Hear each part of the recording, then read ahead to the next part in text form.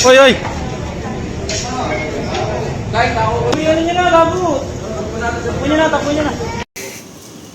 Mga kanoypi, ganito na ba talaga ang estado ng Pilipinas ngayon? Na dumami na mga siga dyan sa paligid? Nung panahon ni Tatay Digong, parang bihira akong mabalitaan yung mga ganyan, mga naglalakas loob na manggulo sa public, no? Yung talagang kahit sa bilyaran na ganyan, talagang magpapakabarumbado. Napakadali lang tumawag ng barangay o ng pulis para sana nahuli at na-detain nga yung taong gumawa nun, no? Itong si Tomodachi, para at least mabigyan ng hustisya nga yung nasaktan niya. Actually mga tol, ayoko na nga sana i-content yung mga ganito no? Pero sasabihin ko rin sa inyo, dati talaga nagsimula ako sa mga ganyang content, yung mga paghamon sa boxing, yung mga battle of YouTubers kung naalala nyo, no? Hinamon natin halos lahat yan dati, kinatakutan tayo, harap-harapan pa nun. Yung sila Kiko Matos na yan, hinamon ko pa yan ng daan-daan libo, pustahan kami, boxing. Yung sila Rendon Labador, tsaka yung kapatid niya, yung nangahamak sa mga Bisaya pa nun. Tapos nayayabangan pa ako dyan sa mga yan dahil nung panahon na yun, kahit actually recently yan, sila Kiko na yan parang ang tataas ng tingin nila sa sarili nila na napakasikat nila, na napakarami nila mga views. Ngayon, nagsisipagbagsakan na. Hindi naman sa pagyayabang sa kanila, no? Pero kasi ayoko yung ganung mentality, no? Yung may naghahamon sa inyo ng totohanan na pustahan din. Alam naman nilang galing din tayo sa showbiz dati, di ba? Yun nga, parang nasapawan na natin sila ngayon. Talagang ganun na nangyari. Kita nyo yung suporta sa atin, no? Nung naglakad nga ako sa Lucky Plaza nung linggo, talagang halos lahat na makasalubong ko, talagang nagpa-picture sa atin, Dahil nga nakikita nila yung mga content natin, para sa bayan. At talagang para maiahon ng bansa natin, by all means, lahat ng pwede kong magawa.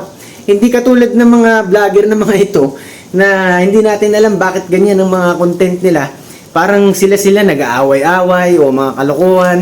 Hindi na lang sila tumulong sa kanilang mga bayan. Hindi na dapat maging apolitical sa panahon ngayon sa dinami-dami ng krisis na kinakaharap natin dahil nga sa bulok na administrasyon na to. Pero yung mga content creators na yan, yung mga vlogger na yan, ang lalakas pa ng loob na ganyan, magpakita ng mga vlog ng violence. Kaya ito para matapos na. Itong si Tomodachi na to, tinan nyo, pangalan pa lang, pangalan ng Hapon. Kung talagang Pilipino to bakit ganyan, Tomodachi pa? Eto hamunin ulit kita Tomodachi kasi nung una, nung hindi pa sumikat yung mga vlog ko 2 weeks ago, 3 weeks ago parang binabaliwala mo yung hamon ko sa'yo Ulitin ko ulit, ha? Magboxing tayo, dito ka sa Singapore magpunta. Napakamura lang ng ticket dito. At dito tayo magpustahan, ha? Kahit na 100,000 o milyon, papayag ako dyan. May ginto ka rin, nakikita ko yung kwintas mo Kaya huwag ka nang maduduwag sa akin. Pakita mo talagang totoo yung tapang mo. Sino ba naman yung lolokohin mo na mag-aamong ka ng pitayan? Yung kamong gusto mong mangyari dyan kay Palomar? Sino ba namang mauuto nyo dyan? Halos lahat ng kasamaan mo, may cellphone, naka-video yan pag ganyan ng ang paplanuhin yung mga vlog. So, ang mangyayari lang dyan, may magtatawag siguro ng barangay o pulis dyan, tapos hindi matutuloy.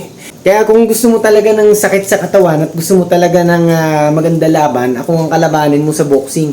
Huwag yung Palomar na yan kasi nakikita ko yan puro laki ng katawan naman yan tsaka parang may edad na Dito ka sa payat, tsaka sa talagang kamats mo, mukhang matangkad ka rin di ba? Huwag kang pipili ng parang puro hangin na parang malaki lang yung katawan, huwag ganun. Ganyan lang ba ang mga kaya mo, yung tulad ng nasa video na yan, yung mga maliliit, ha?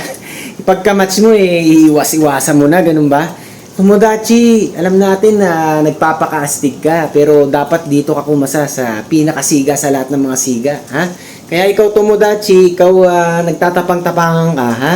Kumasa ka na sa hamon ko, dito ka. Huwag mo sasabihin na ako ang pupunta dyan dahil hindi ako tulonggis, ha?